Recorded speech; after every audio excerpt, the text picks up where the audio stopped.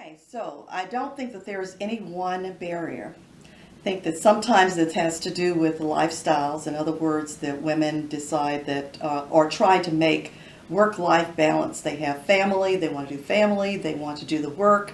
And so there's that in itself, when they can't find the flexibility in a job that they want, especially in a leadership role, then it kind of deters of what's going on there. The other is quite often there's discouragement, and not necessarily from, we assume it's men or institutions or businesses or wherever women are, but quite often it's other women who say, you're where you are now, why do you want to be the next place? The challenges probably are very much the same as they've been over the years, and that is, finding your individual leadership voice and being able to carry through with, some sort of authenticity in mind.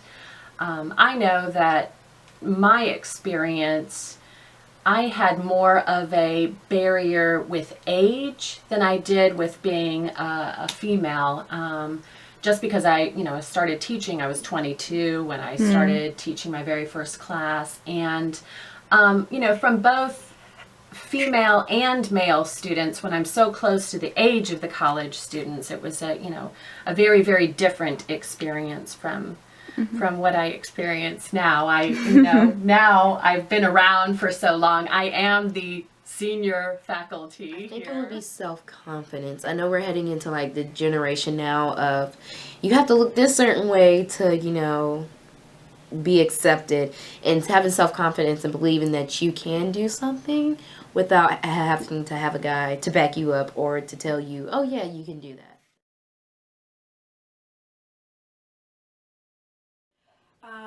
For me personally, I feel like within my different job roles, I've encountered a little bit of ageism. So I'm not saying I am young or that I look young, but I've had a lot of people give me feedback on, they think that I'm not capable of being in the position that I am because I do look young.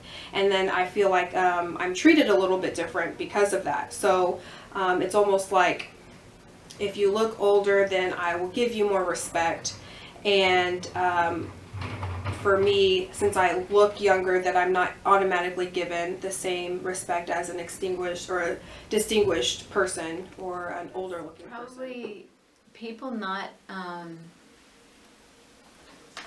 respecting women as far as that we have a brain and that we know, like a lot of times students will, let's just say for example, you're in a group of people and you're talking and there's men in the group. A lot of times, and I'm saying this about older men sometimes, make eye contact with the men in the group and they listen to the men in the group, but if you try to say something, you're cut off, or you're sort of seen as an insignificant side person. Like, it doesn't really matter because you're a woman, it doesn't matter what you have to say. And I think that's gotten better, but when I was younger, that was a huge thing that bothered me. And I used to complain about it all the time. It's like, well, I have an important voice too. Just because I'm a woman doesn't mean that I don't have a voice and that I don't have a say and that I can't, make changes and be an important part of the decision-making process of anything. So that's probably been a big obstacle for me. I'd like to see more women in important leadership roles. I see in our college we have a lot of women, and that's awesome. I'd like to see that all the way around in Congress and the House, the Senate, everywhere have an equal, not all women, but like an equal percentage of women and men, so that we can have equality for women.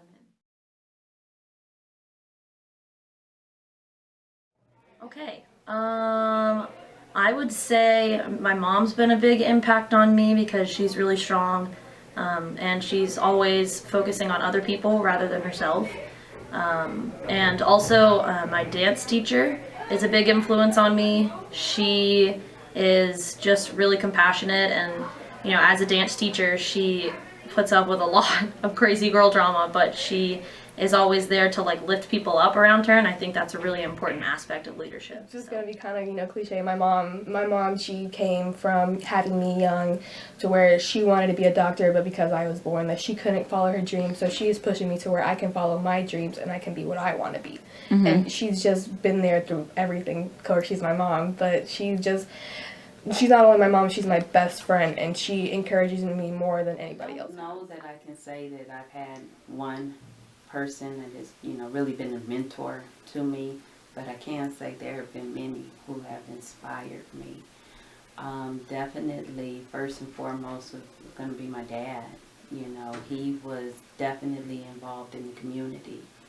He was always fighting for something in the neighborhoods, always doing something to reach out. He was always the coach, and I remember when he was coaching my little brother in basketball, he couldn't even call him dad. He had to call him coach when they were on the field, but he was just so civic-minded, so community-minded, and I know I get that from him.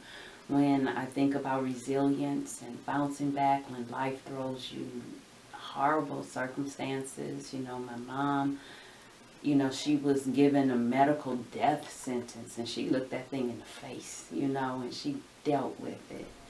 And, at a relatively young age. And, so definitely my parents. When I think about educators, I love Marva Collins. She was an incredible educator in the 70s and 80s who did incredible things in the city of Chicago public schools, and then finally she got mad and again, following your passion, she was angry with what was going on in the public school system. So she took her retirement money and started her own school, okay, on the 3rd floor in her house, So I admire that. When I go all the way back in history and I think about Mary McLeod Bethune, and her legacy that she left. And she said, I leave you love. I leave you respect for power. I leave you faith. I leave you, what was the last thing that she said? Oh, my favorite one, of course, is I leave you responsibility for the next generation. So when I think of those things are the things that inspire me to do the things that I've been able to accomplish with my students and within my community as well. And then if I look at, today's time, Dr. Judy Bilski was definitely an inspiration to me, and in a one-on-one meeting with her, I'll never forget her, telling me about being passionate but choosing your battles wisely. And that will always, until I'm 100, if I'm still here fighting for educational causes, I will always remember that I can still be passionate, but choose the battles wisely. That was good. That was good. I think what makes them so resilient is that most women, they know, like, I can do this. Like, if I put my mind to it, I can do it. And most women, they can be very determined, so they can prove other people wrong about, what people might think about women and what's really the truth about women. And if I had to say anything about me, it's like, once I put my mind to something, I have to finish it. And when it comes to my future, I'm very optimistic and very determined to get where I want to be. Probably the reason that I'm most resilient is that I have gone through a lot of stressful situations. I've had 3 children and been a single mom. I've gone through, my poem yesterday was about being sexually assaulted, raped. I've gone through a lot of things that have been very stressful for me, and yet I don't let it bring me down. I just sort of say, well, and maybe it's a blocking technique that I use, but like I say, that was painful, that was hurtful, and I move on. I had a time with the Women's Center where they had Sexual Assault Awareness Month is April, and the Women's Center, I went and read not just the poem I read yesterday, but a previous poem that had a lot more gruesome details about being raped in it. And so I didn't want to read that in front of the students yesterday, so I read my more positive, like how I came through it poem. But that writing that poem and reading it out loud was healing for me. And so those kinds of things, forcing myself to do something that's scary, forcing myself to do something that causes me anxiety, gives me more confidence to continue and keep being resilient and keep I guess just keep it on, you know. And when you have children, you don't really have a choice. When you have 3 children, you're raising on your own. It's not like you can just say, okay, I give up, I don't want to do this anymore, I'm done with this life, let me just leave. You can't do that because you have children and you have to be there for them. So that's a strong motivator for me, is to be an example for my kids, be there for them, and just show them that, you know, even if life gets hard or tough, you still can come through it, you know. Well, for me, I've had a lot of obstacles. I've had lots of challenges in my life, you know, from childhood on. And, you know, you only have 2 choices: die or get up and keep fighting. So I'm still here, so that means I kept fighting. So, you know, I think that's kind of the beauty of obstacles. You know, life isn't marked by never having any obstacles. It's marked by, you know, how you were able to overcome them. So I'm a champion, I'm a warrior. And it's in me because I was born in adversity. So, you know, I've learned how to deal with it. And there have been great disappointments and great challenges. And, you know, and like anybody else, I'm human. You know, I'll go into the emotions, but it can't last long because my kids are still dependent on me. You know, my family is still dependent on me. I'm dependent on me.